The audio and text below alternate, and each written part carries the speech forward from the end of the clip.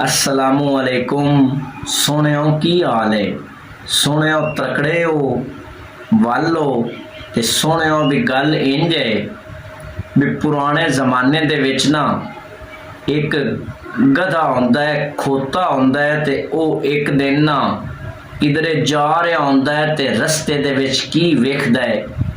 कि एक बोरा काफ़ी उनका वजन है, बोरा गड्डी बज्जी हुई है ते ओ प्यार है ते जदों गधा उनके कोल जांदा है ना ते उस वजन नूं ते उस बोरे नूं वेखदा है ते वेख के ना ये ख्याल करता है भी इनू चैक तो करन दे है कि ते उस बोरे नूं जदों गधा खोलदा है ना ते खोल के चैक करता है तो विच शेर दी खल होंदी ते जदों शेर दी खल वेंदा है ना ते गधा खुश हो जाता है, आंदा भी काम चंगा बन गया है।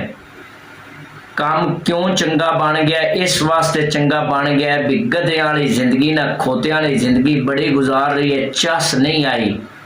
लोगों दे विच इज्जत ते वैल्यू ते जानवरां च भी इज्जत ते वैल्यू ते शोहरत नहीं है ते ये काम ठीक नहीं है। ऐ जिहड़ी खल लभ गई ना शेर दी,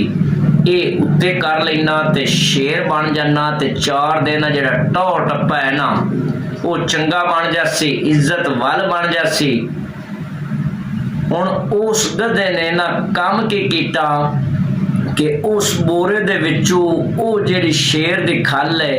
कढ़ लई ते कढ़ के उन्हें अपने उत्ते चढ़ा लई ते जदों चढ़ा लई ना ते वल जंगल वाल टुर पिया ते जंगल वाल टुरिया जांदा ते जदों जंगल दे विच गया ना ते सब तो पहले उन्नू कौन वेखदा है कि हरण हुंदा है ते वो जदों शेर नू अपने वल आउंदिया वेखदा है ना ते वो डर जांदा है ते खौफ तो कमना शुरू कर दिंदा है ते उत्थों नस जांदा है। जदों उस गधे शेर ने उस हरण नू वेख्या नसदियां उदों मजीद चौड़ा ते दिल विच हस्सिया भी काम चंगा बन गया है, टौर बन गया है। जंगल दे विच फिरदा वंदा है ते जिहड़ा जानवर भी उन्हें वेखदा है ना वो शेर नू वेख के ते डर ते खौफ दी वजह तो दूर नस जांदा है। 2-4 दिन गुजर गए ना ते जिहड़ा वो गधा शेर बनया अपने आप विच बड़ा खुश है भी मेरी इज्जत भी बड़ी होना है जंगल दे विच ते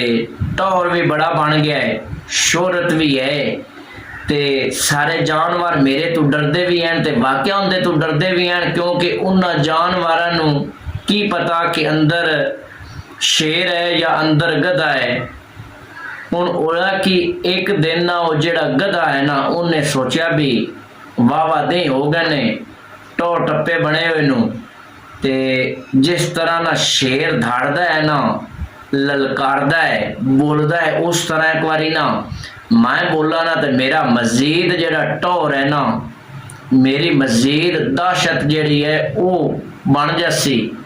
ते जदों उस गधे शेर ने उस शेर वाली आवाज़ कड्ढी ना ते वो आवाज़ किदे निकलनी आई,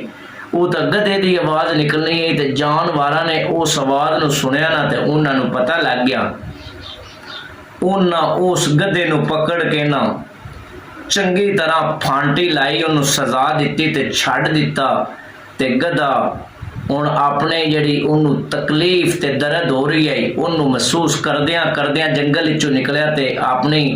जिद्दे उनकी रैश आई उहदे वल टुर गया। ते दोस्तों गल सुनान दा मकसद ते मतलब ये है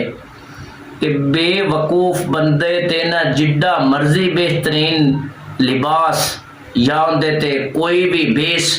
वटा लवे जदों वो बोलदा है ना ते उनदे बोलन तो पता लग जाता है कि ये बंदा जिहड़ा है ना बेवकूफ है।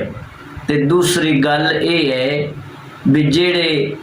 नस्ली बंदे नहीं ना होंदे ते वल उन्हां नूं थोड़ी जी इज्जत उन्हां दा थोड़ा जिहा टौर टप्पा हो जावे तो फिर वो होंदा कि ने वो अपने आप तो हो जाते ने बाहर ते जदों अपने आप तो बाहर बंदा हो जावे ना फिर बंदे तो बंदा संभल नहीं सकता ते फिर होंदा कि है फिर वो जिहड़ा गधा ते खोते वाली कार है ना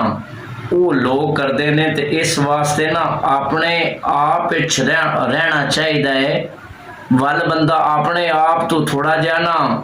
ਬਾਹਰ ਹੋ ਜਾਵੇ ਨਾ ਤੇ ਹਾਲਾਤ ਖਰਾਬ ਹੋ ਜਾਂਦੇ ਨੇ। ਤੇ ਅੱਲਾਹ ਤਾਲਾ ਮੇਰੇ ਬੇਲੀਆਂ ਤੇ ਸੱਜਣਾ ਨੂੰ ਤੰਦਰੁਸਤ ਤੇ ਆਪਣੇ ਕਰਮ ਦੇ ਨਾਲ ਸਿਹਤਮੰਦ ਰੱਖੇ। ਅੱਲਾ ਨਿਗਹਿਬਾਨ।